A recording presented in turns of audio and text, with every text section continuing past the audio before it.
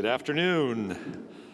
First coach of the afternoon is Mike Leach, the head football coach at Mississippi State. He's a two-time National Coach of the Year, a three-time Power 5 Conference Coach of the Year. So that, just to be clear, a Coach of the Year in a conference setting on 3 different occasions in 2 different conferences. Mastermind behind the NCAA record-setting air raid offense. He instructed me that the line that says he walks on water is now incorrect. He actually jogs on water. He's compiled 150 wins, guided his teams to 18 bowl games, produced 7 seasons of at least 9 victories, won 2 conference division titles, the winningest coach at Texas Tech, and record for bowl appearances at both Texas Tech and Washington State. He has 3 degrees, one from BYU, an undergraduate degree, a Juris Doctorate degree from Pepperdine, great location to go to law school, and a master's degree from the United States Sports Academy. He was a head coach of a football team in Finland in the European Football League. When he was at Washington State, he taught a 5-week course on insurgent warfare and football strategies. This past spring at Mississippi State, he had several hundred Mississippi State students gather for a special guest lecture on the same topic. He's an author of 2 books, provides, I've been told, outstanding Netflix recommendations, although he's never shared those with me. He's an expert on the best barbecue in town. And also is a world traveler. So this year, Colombia and Panama, last year, an African safari. The head football coach at Mississippi State University, Mike Leach.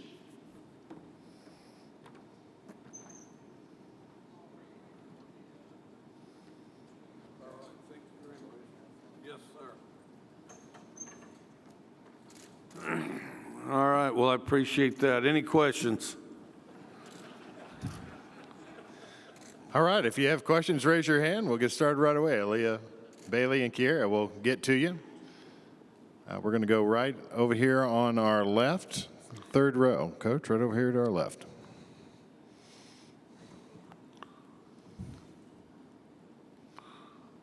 Should be good. Go ahead and try it again.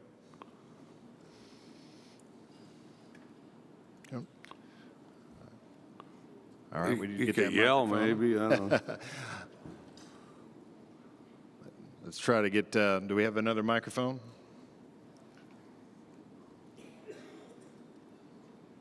Can we go ahead and get the sound in the back up, please? All right, we need the question mics up, please. Let's try it again over here on the left. How you doing, Coach Leach? Scotty from Off Script. I asked Coach Lane about the personalities in Mississippi. He corrected me and said there were 3, including yourself. What possibilities you, Lane Kiffin, have in playing Jackson State, being in-state competition for each other? Is there a possibility that you'll ever see or your team will play at HBCU as Jackson State? You know, I'm not sure. I mean, it's possible. I think it's possible. We don't have anything scheduled that I'm aware of. Of course, on my staff, Tony Hughes used to coach at Jackson State, and I know a bunch of those guys on the staff, and they do a really good job. And then Coach Sanders is a blast if you know him. I mean, just talking to him's fun. And then I mean, I wouldn't rule it out, but we don't have anything scheduled. Okay, we're going to go right here on this near aisle. Drew? Drew DeArmond, WZZN Radio, Huntsville, Alabama coach. I wanted to ask you about your offense. It's, of course, the air raid. You've been known for production since your days at Texas Tech. You took a jump in productivity in year 2. What's the area you think that needs to be improved the most, and what do you like about your offense heading into year 3?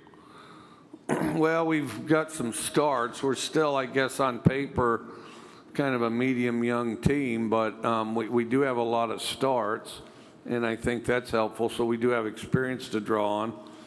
I think we need to sharpen up at receivers. I think we need to kind of polish up our receiver play. I mean, we have good guys that work hard, and I have a sense of urgency, that type of thing. But we, I just think we need to be sharper. We have a mixture of really young and and old there, and I do think we're getting better, and I thought we had a good spring. But I think we can sharpen up there.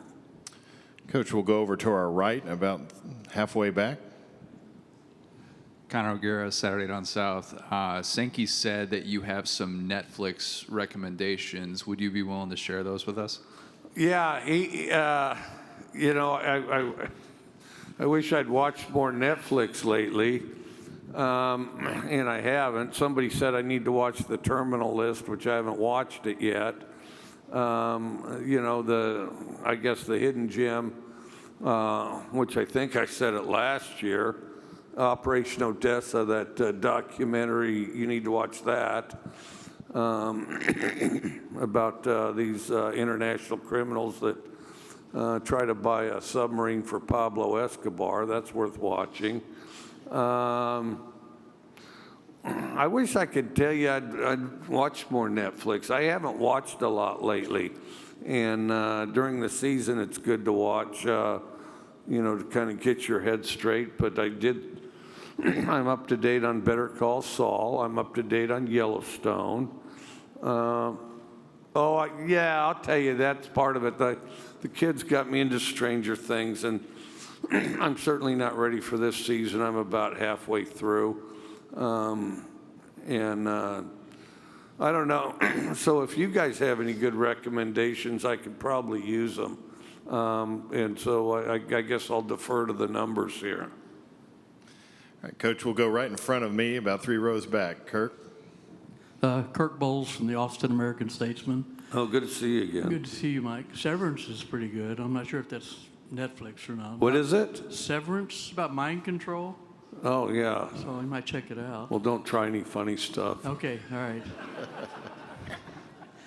I couldn't get to you. I know you missed Texas and Oklahoma desperately. I was curious to your reaction when you found they were going to be joining the conference, and how long do you think it'd take them to get acclimated for this league? Well, I think they're kind of already acclimated from the standpoint, good teams play as hard as they can and try to improve their skills along the way. And so I think they're certainly ready to do that. I think the competition level raised. And then, from my standpoint, and I get asked that, especially from the Texas and the Oklahoma people, from their standpoint, I think it's going to change things quite dramatically. From our standpoint, you guys have us as having the toughest schedule in the country. So that being the case, we can't play everybody. So knock 2 of those guys off and add OU and Texas, and I probably gained about half a step, I would think.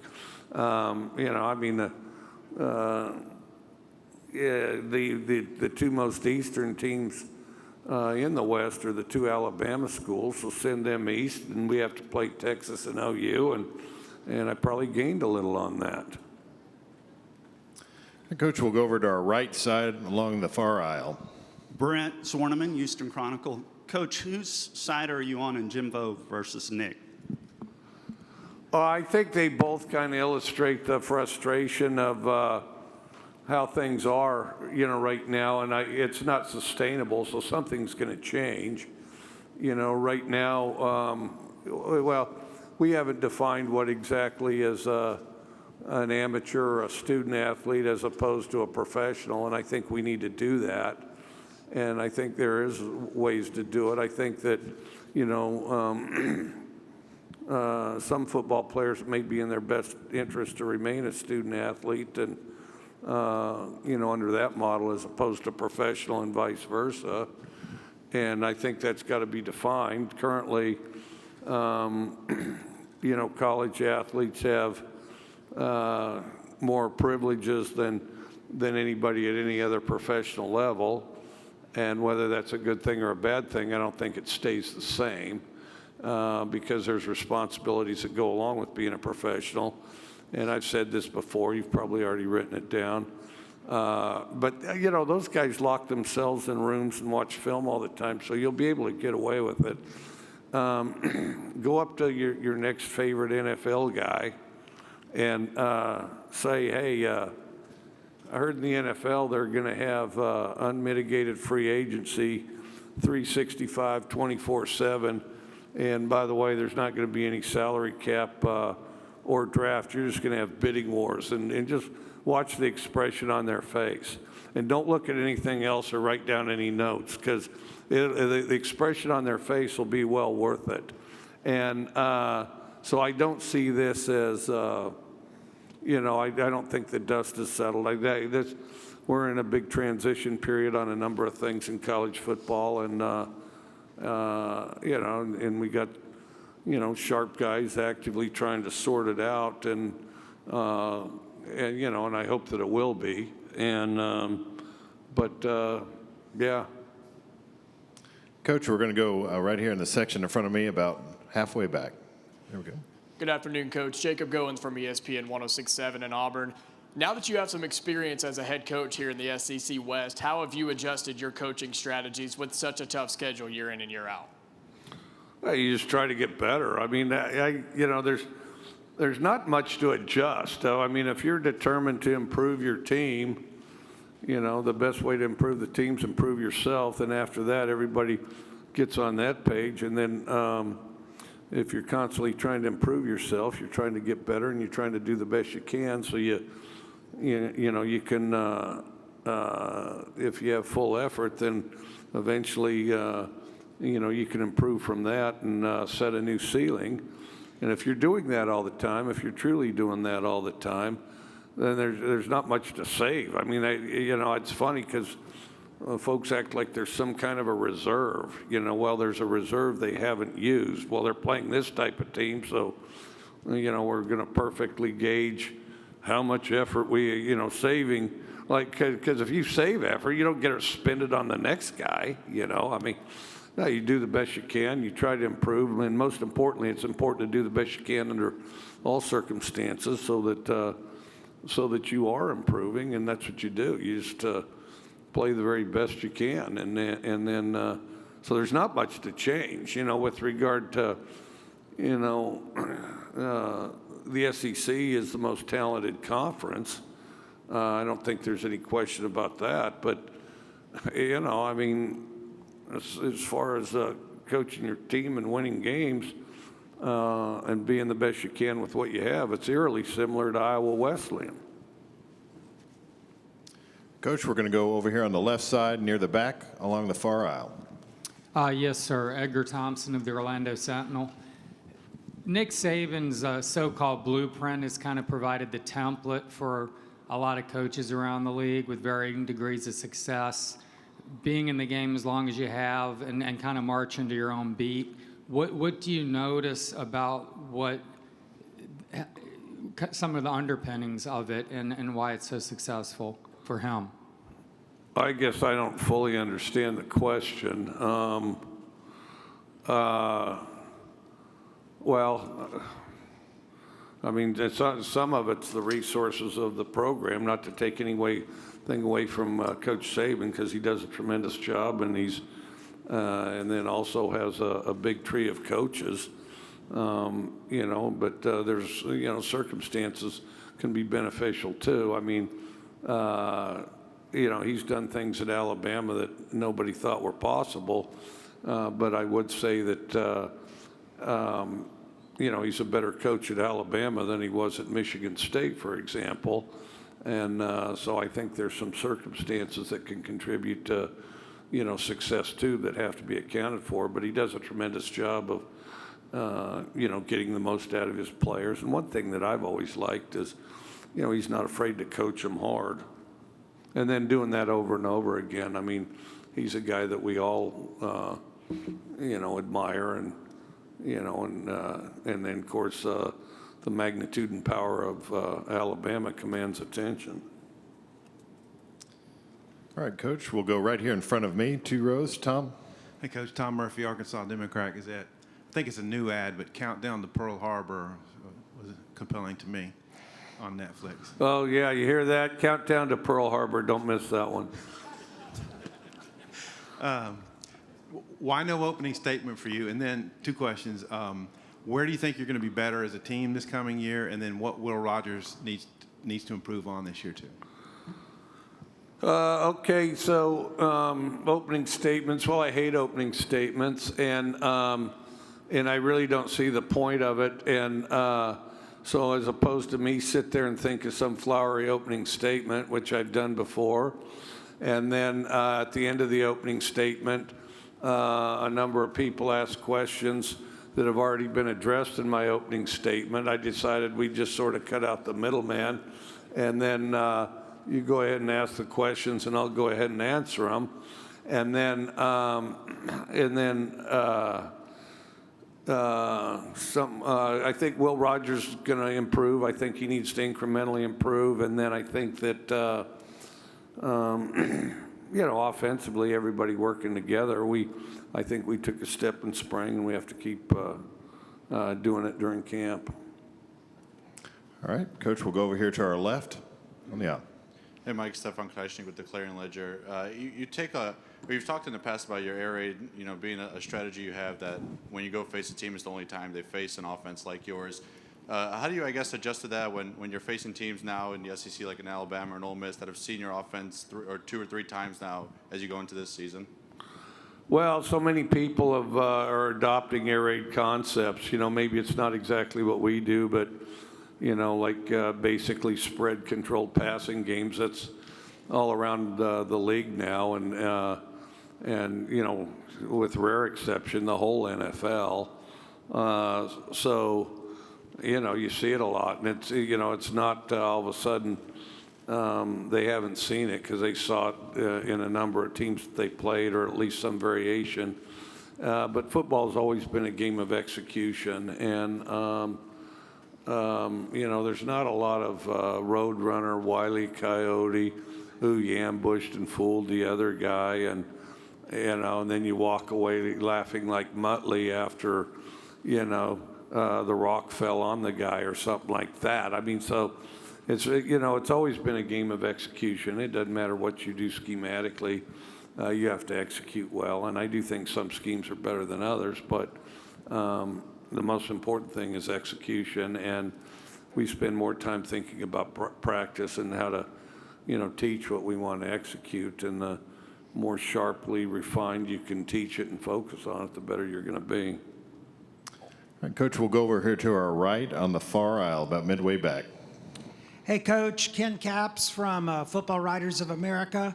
What do you have to say to the Texas and Oklahoma fans about coming to the SEC? Well, I look forward to seeing them. I thought they were outstanding when I was in Texas. And of course, we played them both every year. Look forward to seeing them. From my standpoint, it's good to have them back, and then,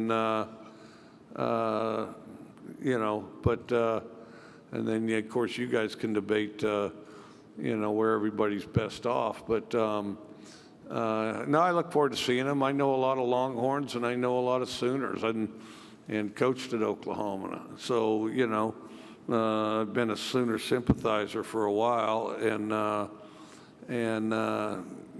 look forward to having them back. All right, if you have a question, raise your hand. We're going to go on the aisle right in front of us, midway back. Michael? Hey, Michael Cuscaranda, AL.com. Just wondering, have you seen the evolution of calling trick plays? How has that evolved over the years? Has it become more difficult with the offenses getting more exotic and it's harder to trick people? I'll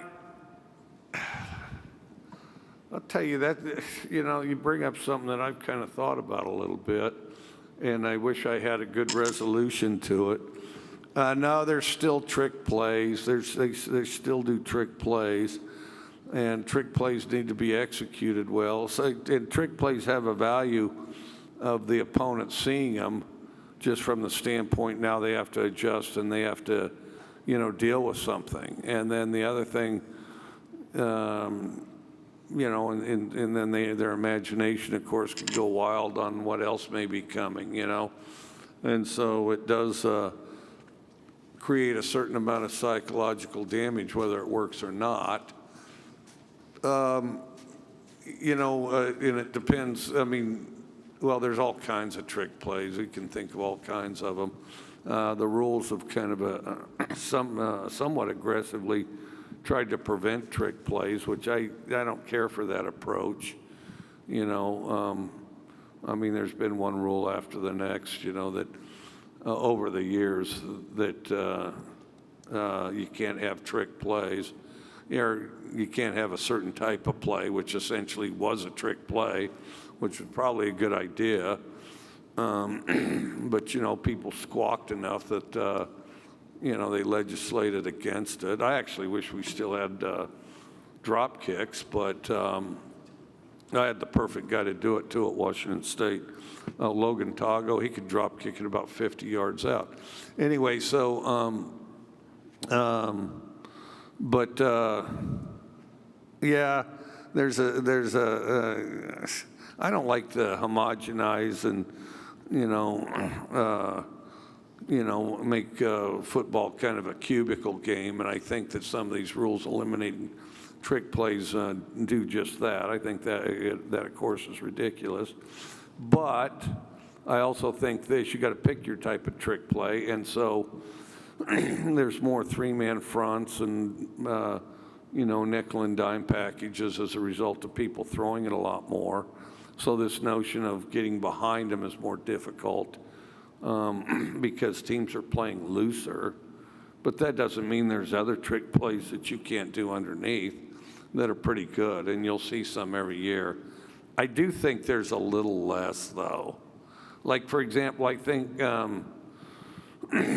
the RPO crowd, for example. I think, the RPO guy has 2 or 3 reads of play. And it's not really a trick play. He's just going to try to put the ball where the defense isn't. But, I think with those reads and things, that replaces some trick plays. And Coach, we'll go down here in front of me. Bob? Hey, Mike. Bob Holt, Arkansas Democrat Gazette. I wanted to follow up on Will. You've obviously coached a lot of great quarterbacks. Well, what do you really like about his game? What makes him so good? And what do you think his ceiling is? And there's another one. I know you got a couple transfer kickers. How are those guys? What are you expecting from those guys? Do you feel like you'll have a good kicker? Well, I think, first of all, Will stepped in and had great leadership qualities and wasn't afraid to talk to the locker room as a freshman, which I think is one of the more impressive, courageous things that he did. It allowed him to excel early. It allowed him to focus in on playing because he didn't have some of that stage fright that initial freshmen do. So I think it allowed him to progress quicker. I think it allowed the team to draw from him and kind of unify things. I think that was very impressive. I think Will's going to get better and better, and then the better he synchronizes with the other offensive players, the better everybody is. And then sometimes I think it's difficult to define what's Will, what's the receivers, what's the running backs, what's the O-line. But, that's the thing, is football's a team game, so everybody together is the most important part of it.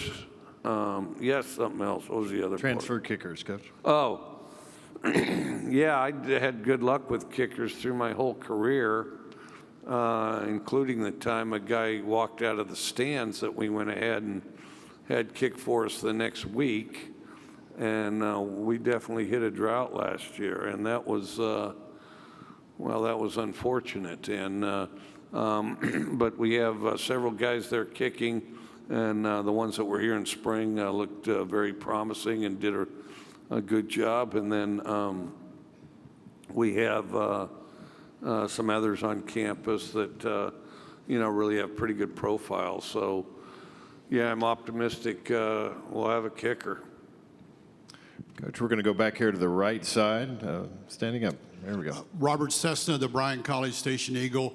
Mike, what's your thoughts on USC and UCLA going to the Big Ten, and what do you think is going to happen to your old Pac-12 conference? I don't know exactly, and a guy asked me something like that before. The biggest surprise in college football would be if there's no surprises, but I would say that's a pretty big one. and this is just one guy talking. I mean, I don't know. These are questions I have. The question I have is one, if the Pac-12 does manage to stick together, how much does it or does it help Cal and Utah get more recruits in Southern California? And then the other is, and I've been on long trips like that, UCLA and USC have to take 5 a year across 2 or 3 time zones, and I don't think they're going to play all those games at noon, say. I bet you they play a bunch of them at night, and then they have to do it 5 times a year, and then the rest of the Big Ten has to do it less than 1 time every other year. So I'm kind of curious how it'll unfold, and and I'll be here to watch it, and it may be such a great idea, everybody will do it. Coach, we'll go right in front of you, second row. Thanks. Coach Colin Wilson with the Action Network. As a master of the air raid and doing it for so long, is there a correlation to time off, bye weeks, or before bowl games, getting the air raid out of sync, or does it just an anomaly, or does it ever start slow? How does the air raid get affected by bye weeks and time off? Well, I've seen it go both ways, and I've seen bye weeks pretty much go both ways with everybody. I think that, I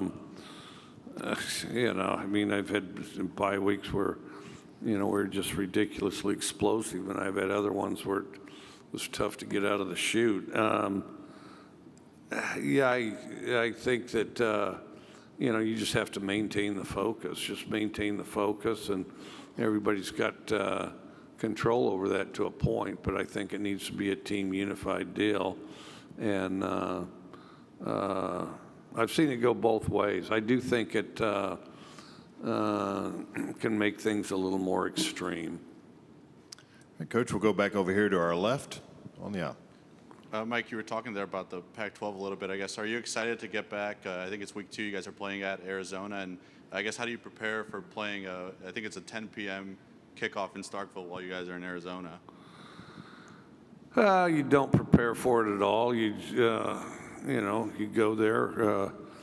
go there, win the game, and get on the plane, sleep the best you can, have later meetings on Sunday, and then, put it in and do it again. Okay, we'll go here to the right side, coming up from behind you on the other end. Here we go. Mike, John Clay with Aero Leader in Lexington. Talking about the air raid, how much has your particular version of the air raid changed, if at all, since you and Hal were together in Lexington? It has. That's hard for me to gauge because, some of these changes are gradual over the years. And, some I forgot we changed. Some I forgot when we changed it. Some I could tell you kind of clearly.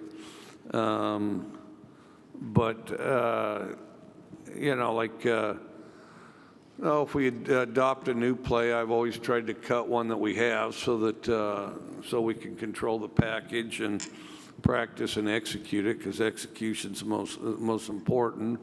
You're better off having too small of a package than too big a one. Often it's like techniques or a tag or an adjustment that may be changed, or perhaps where the way you practice it. It's something you try to grow and build on, all the time. Whether it's, watching film, everything from high school through to the NFL, and just try to figure. We used to call it, the whole find a better way to build the mousetrap, We'll take one final question right in front, second row, Brett. Hey, Mike. Brett McMurphy with the Action Network. With all of the conferences growing, 16 teams, maybe even bigger, are you optimistic for your 64-team playoff to ever get here? That may be a conference championship you're referring to. I don't know. It's at some point. You know, I mean, I'm beginning to lose track of what's a league and what's a conference and what's a division. You know, and but you know, the more the merrier, I guess. And I'm not against any of it. And then as far as playoffs, there's a lot of models, and my thoughts on the playoffs are well documented. But you know, we have a great committee thinking about it, considering it, and and I do think it's steadily improved. So. All right, Coach Leach, thank you for your time this afternoon. All right, thank you very much.